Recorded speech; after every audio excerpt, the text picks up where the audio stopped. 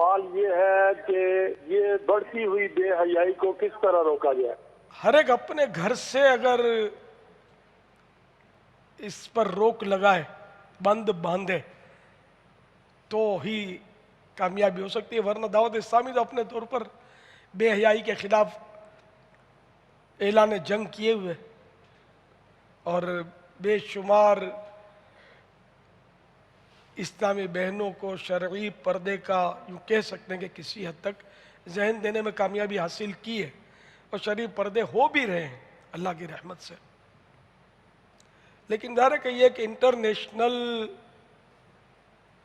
Problem ہے، بے حیائی، بے پردگی، اور اس کی وجہ سے جو معاشرے میں نقصان ہو رہا ہے وہ بھی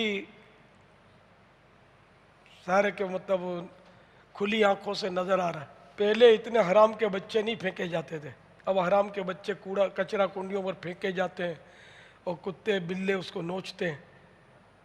یہ تحفہ بے پردگی کا ہے۔ بے پردگی ختم ہوگی تو بے حیائی ختم ہوگی، بے حیائی ختم ہوگی تو انشاءاللہ ہم اچھے مسلمان بنیں گے۔ اسی طرح جس کی دیکھو بیٹی بھاگ جاتی ہے، خودکشی کر لیتی ہے، یہ بھی تو ہو رہا ہے۔ تو یہ سب بے پردگی کے تحفے ہیں۔ تو اگر بے پردگی پر پابندی لگ جائے نا اپنے گھر میں، اب بچی کو پڑھانا بھی تو ہے نا آپ کو ایجوکیشن میں، اس کے بغیر کوئی رشتہ نہیں دے گا۔ تو آپ کو اللہ تعالیٰ پر یقین نہیں ہے؟ کیا لوح محفوظ پر جوڑا نہیں لکھا ہوا کہ کس کا جوڑا کہاں ہوگا، کس کا نکاح کہاں ہوگا؟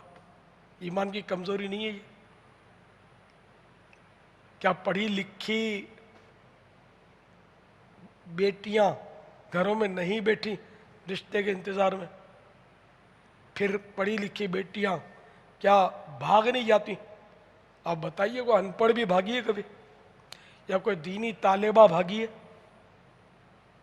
زیادہ تر تو یہ کالج کی سیڑھی چڑھی نا کسی کی بیٹی، تو پھر اس کو ماں باپ کو بھول جانا چاہیے، یعنی کہ اب خیر کی توقع جو ہے نا یہ بہت کم ہو گئی۔ بات تو بہت چبھتی ہے، میری بات بہت چبھ رہی ہوگی، اور شیطان اس کو اور مطلب پریشر ڈال رہا ہوگا، زوردار چبھا رہا ہوگا کہ یہ ہے مدنی چینل جس نے میرے ناک میں دم کر رکھا ہے، تم میرے ساتھ رہو۔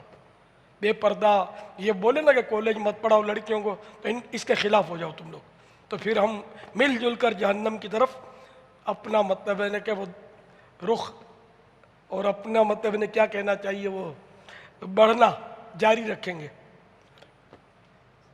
تو اب یہ کہ جب یہ آپ کر رہے ہیں تو جو نقصانات ہو رہے ہیں خود آپ کے اپنے جو خاندان تباہ ہوئے پڑے ہیں، معاشرہ جو مطلب یعنی کہ برباد ہوا پڑا ہے۔ شادی خانہ آبادی ہوتی کس کی ہے؟ خانہ بربادی، اس لیے کہ اس میں بے حیائی ہوتی ہے کوئی شادی جس میں مطلب یعنی کہ کوئی کسی نے سنت کے مطابق کی ہو؟ اب بتائیں مجھے مثال، عین شریعت کے مطابق، عین سنت کے مطابق کسی کا شادی ہوئی ہو؟ اب جنہوں نے کی وہ مزاروں میں ہوں گے یا کئی غاروں میں چھپے ہوں گے، باقی یہاں معاشرے میں نہیں صاحب، خوشی کا موقع ہے، اور خوشی میں سب چلتا ہے، چل ہی رہا ہے سب، اور اس کا رخ جہنم کی طرف ہے۔ تو اس لیے بھولے بھالے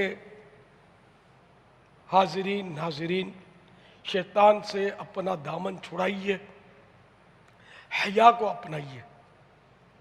حیا جتنی ہو اتنی اچھی ہے، اور یہ حیا انشاءاللہ ہمیں دونوں جہانوں میں بیڑا پار کروا دے گی۔